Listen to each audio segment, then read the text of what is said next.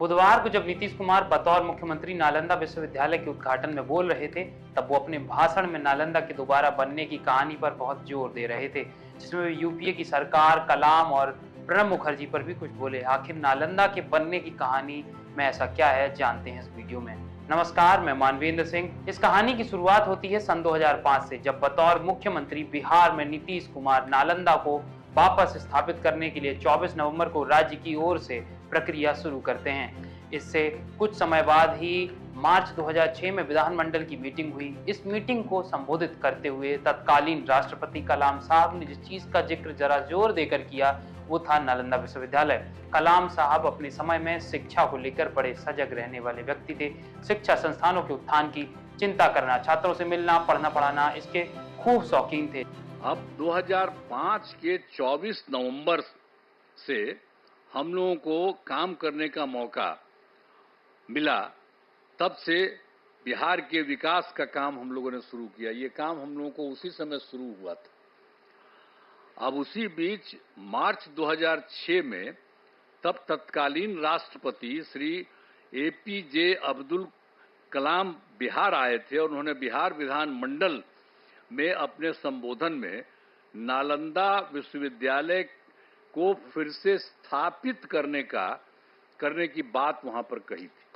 ये पहली बार वही व्यक्ति थे, वो आकर के देख लिए थे और जब वहां पर आए थे हम लोगों के यहाँ उस समय थे, और बाद में तो खैर वो रिटायर कर गए थे, लेकिन जब आए थे 6 में तो उन्होंने हम लोगों के विधान मंडल में, विधानसभा विधान परिषद सब में उन्होंने एड्रेस किया था और उसमें ही उन्होंने ये बात कही थी कि नालंदा विश्वविद्यालय को फिर से स्थापित किया जाना चाहिए। तब से हम लोगों ने नालंदा अंतर्राष्ट्रीय यूनिवर्सिटी स्थापित करने की पहल शुरू की। इस नए नालंदा विश्वविद्यालय को अंतर्राष्ट्रीय स्तर का बनाना था। इसके लिए हमने केंद्र सरकार से अनुरोध किया। उस समय के केंद्र सरकार था, उसको भी हम लोगों ने अनुरोध किया, इन्होंने कह दिया था, तो वो तो कुछ जल्दी सुन नहीं रहे थे, उनमें देरी की जा रही थी। तो राज्य सरकार ने, हम लोगों ने नालंदा विश्वविद्यालय को फिर से स्थापित करने के लिए नया कानून वगैरह बना दिया। जब नालंदा का जिक्र उन्होंने किया तो बिहार की राज्य सरकार ने केंद्र से मांग की इसे केंद्रीय विश्वविद्यालय बनाने को लेकर, लेकिन वही राजनीतिक तनातनी देखने को मिली। लंबे समय तक इस मांग को तवज्जो नहीं मिली, क्योंकि नीतीश कुमार भाजपा के साथ बिहार में एनडीए की सरकार चला रहे थे, तो वहीं केंद्र में कांग्रेस यूपीए की सरकार थी। राज्य सरकार इस पर काम कर रही थी, जिसके चलते 455 एकड़ भूमि का अधिग्रहण भी कर लिया गया। तब एक बार फिर बतौर पहले बिस्तर पहुंचे कलाम साहब, जो 2008 में पूर्व राष्ट्रपति कहलाने लगे थे। इसी बीच तीसरे ईस्ट एशिया समिट फिलीपींस 2007 और लगातार चौथे ईस्ट एशिया समिट थाईलैंड 2009 में नालंदा को विश्वविद्यालय के तौर पर विकसित करने का विचार सामने आया। तब केंद्र सरकार ने नालंदा यूनिवर्सिटी एक्ट 2010 पास किया और इसके बनने को एक आधिकारिक रूप मिला। इस सबके बीच बिहार की राज्य सरकार ने काम को आगे बढ़ाया, लेकिन काम धीमा चल रहा था। इसलिए एक अस्थायी कैंपस के साथ सन 2014 में 14 छात्रों के साथ विश्वविद्यालय चालू हुआ। नीतीश कुमार अब मोदी को एनडीए का मुख्य चेहरा बनाए जाने और बिहार में कुछ मतभेदों के चलते भाजपा एनडीए का साथ छोड़ देते हैं। फिर एक बार इस सब के बीच नालंदा की कहानी कुछ धीमी हो जाती है। अब आता है साल 2016। नीतीश की नजदीकियां एनडीए भाजपा से बढ़ने लगी थी। लालू, तेजस्वी और आरजेडी से नीतीश ऊब चुके थे।